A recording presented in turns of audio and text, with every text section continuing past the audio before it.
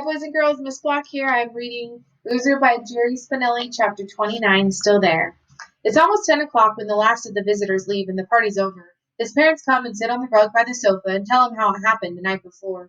You didn't come home when you were supposed to, says his mother. As usual, his father cuts in. But we weren't worried at first. We thought you were playing out in the snow. But then it was 8:30, 9 o'clock, and you still weren't home. That's when we officially started to worry. His mother called the homes of kids he might be playing with, while his father started trekking the streets calling his name.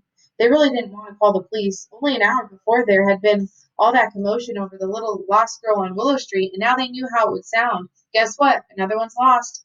But when it's dark and the streets are deserted and every kid in town is safe and snug at home except yours, you don't care how it sounds. You call the police. And they came like a flashing army, the same police car and rescue trucks and emergency vans that had been out for the little girl only hours before. Now it was their street, lit up like a block party. Only it wasn't like the little girl, says his father. We weren't finding you fast, and the snow was coming down, turning into sleet, then rain. You were out looking too, right, Dad? He says. His dad looks at him. Yeah, I was out.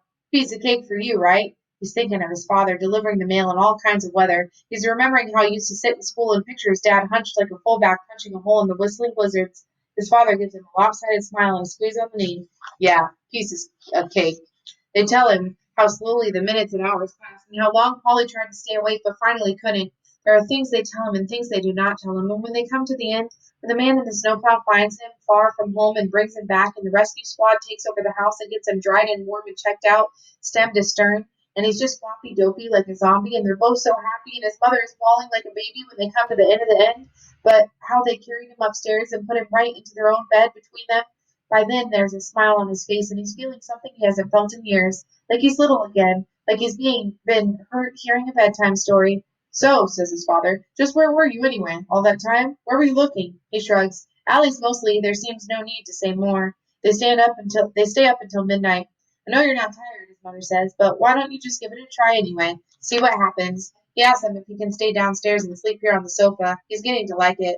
They look at each other and finally say okay, as long as he promises not to go sneaking out the door as soon as they turn their backs. They kiss him good night, one final hand on his forehead, and upstairs they go. The house is dark and quiet, everything is dark and quiet but the inside of his head. In there it's still party time. The phone is ringing, the pizza dripping. In there it's still snowing and still raining and still that he treks the alleyways looking for Claudia.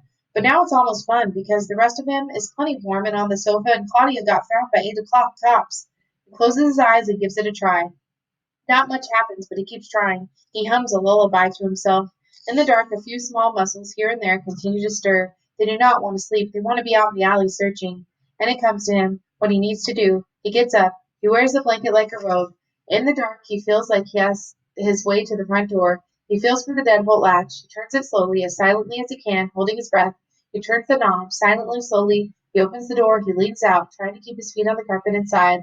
The night air is cold on his neck. He leans out as far as he can and looks up. He smiles. The sky is clear. They're still there. The stars. He comes back in, closes the door, once again on the sofa. He pulls the covers snugly about him, and in minutes is fast asleep. It's the end of that chapter, boys and girls.